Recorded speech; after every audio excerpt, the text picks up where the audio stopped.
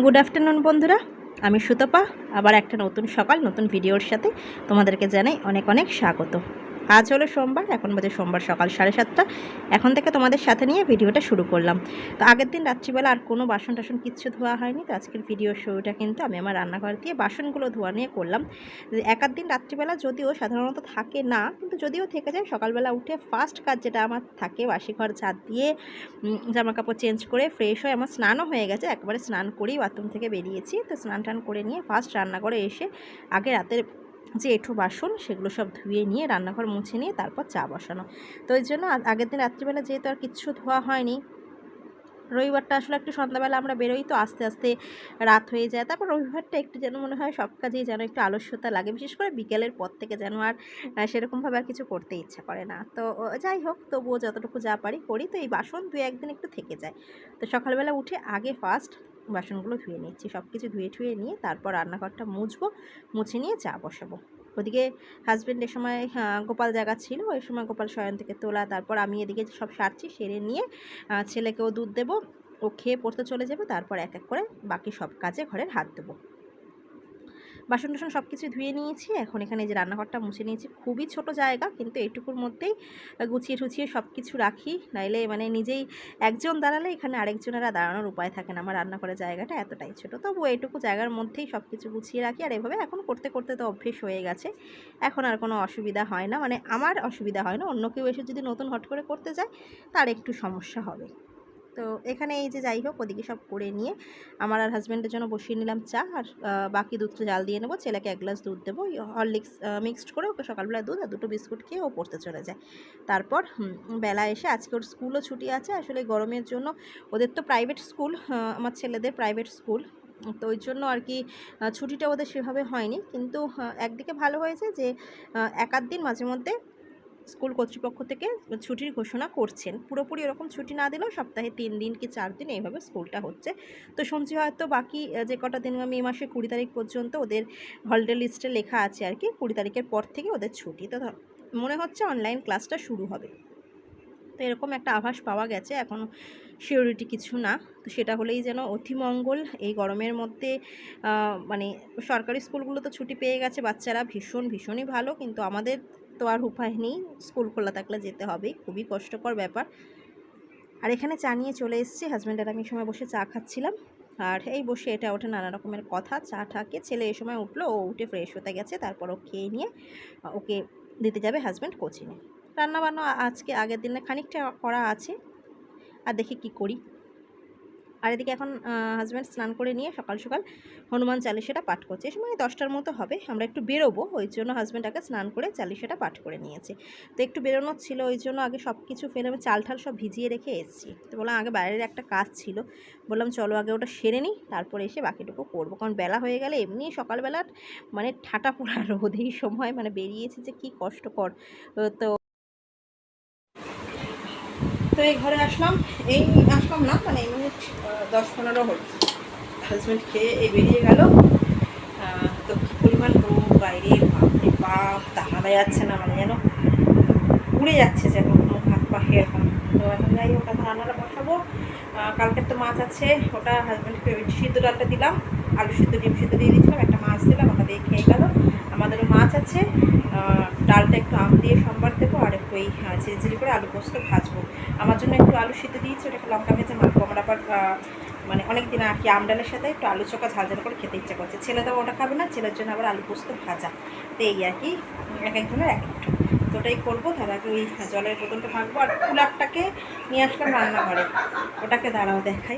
এই যে এটাকে রান্নাঘরে নিয়ে আসলাম, এই নাইটিটা তো আর পরি না, এই নাইটিটা দিয়ে এটাকে পুরো কভার করব।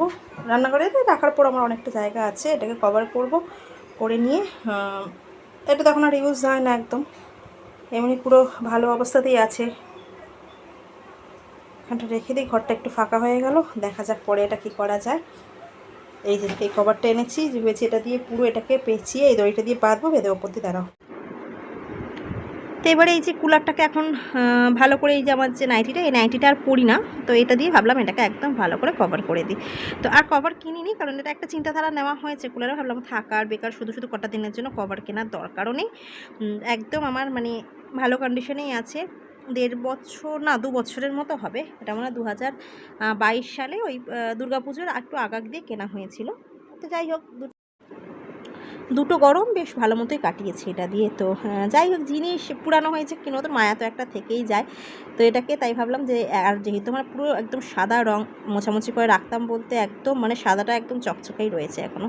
তো এটাকে হলো রান্নাঘরে এক সাইড দিয়ে নিয়ে আসি, এখান দিয়ে রেখে দিই। ঘরে ছিল, ঘরের জায়গাটাও একটু ফাঁকা করলাম। তো এটাই আর কি, যেহেতু আমার এত ছোট জায়গা আন্দাজে জিনিসপত্র এতটাই, তো ওই জন্য আর ইচ্ছে থাকলেও যে আর কিছু যে করবো বা কিছু অনেক কিছু প্ল্যানিং থাকলেও মাথায় থাকলেও আর কিছু করে উঠতে পারি না। রাখার হবে যে কোথায় রাখবো, বেকার শুধু শুধু। আর একটু বেকার ঘর না ওরকম ওই ঘিঞ্চি টাইপের করে রাখতে আমার একদম ভালো, একটু খোলামেলা না রাখলে, একটু হাওয়া বাতাস না খেলে তো ঠিক একটা যেন মানে ভালো লাগে না। সব যদি জিনিসপত্র দিয়ে জায়গা যদি পুরো ব্লক করে দিই, নিজেরই তখন হাঁটাচলা করতে কষ্ট ঘরের মধ্যে।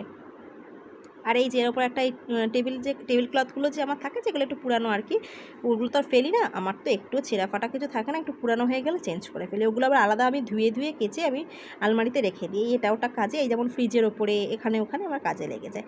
তো এই কুলারের ওপর দিয়ে রাখলাম। তার সাথে দেখলে দুটো গামলা, যে কদিন আর কি ঘরে আছে ওটা একটু ইউজ করতে পারবো, ওর ওপরটা এটা ওটা রাখতেও পারবো। আর এই চলে এসছে এখন ঘরে টুকটাক যা কাজ থাকে রান্নার ফাঁকেও, তো ঘরে টুকিটাকি প্রচুর কাজ থাকে। তো এই হাজব্যান্ডের কিছু দরকারি কাগজপত্র এগুলোও সব ছিল। তো ওই যাই হোক কটা জিনিস একটু আলমারিতে তোলা ছিল, ওই কাজগুলো সব এক এক করে সারছিলাম। যেহেতু রান্নার চাপটা আজকে একটু হালকা আছে, ভাবলাম এই দিকের কাজে একটু হাত দেওয়া যাক। আলমারিটাও 3-4 দিন আগে একদিন পুরো সারা সন্ধে ধরে নিয়ে আলমারিটাকে পুরো বসিয়েছিলাম। আসলে 3 জনের জামা কাপড় তো এখানেই রাখতে হয়, আলমারিতে আর মানে সে মতো আর জায়গা হয়ে ওঠে না যে 3 জনের। যতদিন যাচ্ছে জামা কাপড়ের পরিমাণ ততই বাড়ে, তো আলমারিতে আর জায়গা হয়ে উঠছে না। সেটাই হাজব্যান্ডকে বলছিলাম যে একটু সময় সুযোগ হলে এই আলমারিটা চেঞ্জ করে, আমার খুব ইচ্ছা যে ওই 3 পাল্লার যে আলমারিগুলো আমার ভীষণ ভালো লাগে। আর রিসেন্ট আমার ছোটো মাসিও একটা কিনলো, তো এই দেখে হাজব্যান্ডকে বলেছিলাম যে একটু সময় সুযোগ হলে ওরকম একটা আলমারি কিনবো, দেখা যাক কবে কী হয়। আর এখন ভরে নিচ্ছি এই জলগুলো, যেটা আমার মানে সবথেকে বিরক্তকর কাজ। এই কাজটা আমার হাজব্যান্ডই করে দিচ্ছে সকালবেলা, এই জল ভরাটা ওর কাজ, কারণ ও জানে এই কাজটা করতে আমি ভীষণ বিরক্ত লাগে। এই বোতলে জল ভরাটা যেন খুব মানে একটা সমস্যার ব্যাপার। আর যেহেতু আমাদের খাওয়ার জলটা একটা টেনে আনতে হয়, টানা কলা জল, বাড়ির মধ্যেই কল, তো ওই আলাদা করে আমাকে ঘটি করে বোতলগুলো ভরতে হয়। তো আজকে আর ও সময় পাইনি বলে আমাকেই সব করতে।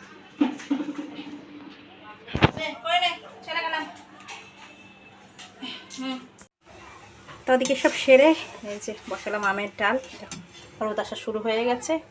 ছানাটা বন্ধ করে দিই। এই যে আম দিয়ে মটর ডাল।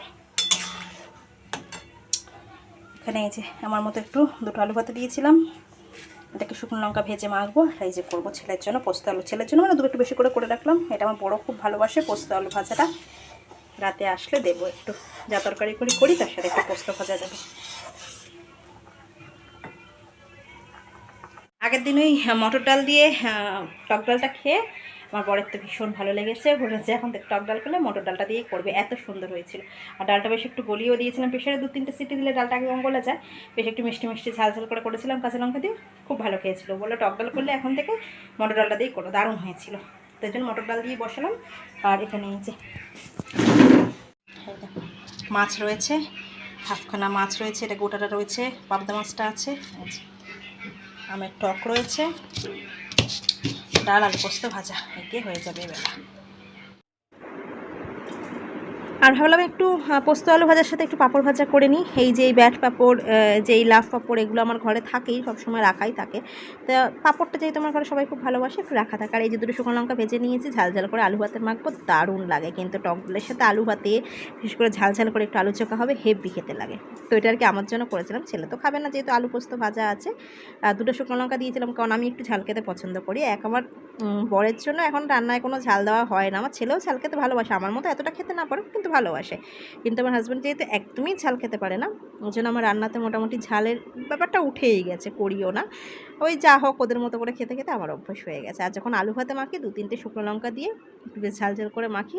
আর ওর দিকে পাঁপড়ও ভেজে নিয়েছি, এই যে অনেক কটা পাঁপড় ভেজে রাখলাম। এতে এখন ছেলে দেখলে গরম গরম এখন আগে কটা খেয়ে নেবে, তারপর প্যাকেট করে রেখে দেবো। আর এখানে বসিয়েছে এই যে আলু পোস্ত ভাজাটা, নুন হলুদ কাঁচা লঙ্কা দিয়ে একদম সামান্য তেল দিয়ে, তখন যেন আলুর সাথে একদম মিক্সড হয়ে যায়। এক্সট্রা তেল থাকলে ওই তেলটাতে যেহেতু পোস্ত থাকে তো আর কিছুতে ব্যবহার করা যায় না। আর এই যে ভাজতে ভাজতে দিয়ে দিয়েছিলাম পোস্ত, এটা ভাজাও হয়ে গেছে। ব্যাস আজকে ডাল আলু পোস্ত ভাজা, পাঁপড় ভাজা, মাছ তো রয়েছেই, আমার আলু চোখা। তো তো বন্ধুরা, আজকের মতো ভিডিওটা এখানেই এন্ড করছি। ভালো লাগলে অবশ্যই আমার পাশে থেকো, পাশে থাকার অনুরোধ রেখে গেলাম। আজকের মতো বিদায় নিচ্ছি, আসছি আগামীকাল নতুন কোনো ভিডিওর সাথে। সবাই ভালো থেকো, সুস্থ থেকো, এই গরমে নিজের আর নিজের পরিবারের খেয়াল রেখো। আজকের মতো টাটা।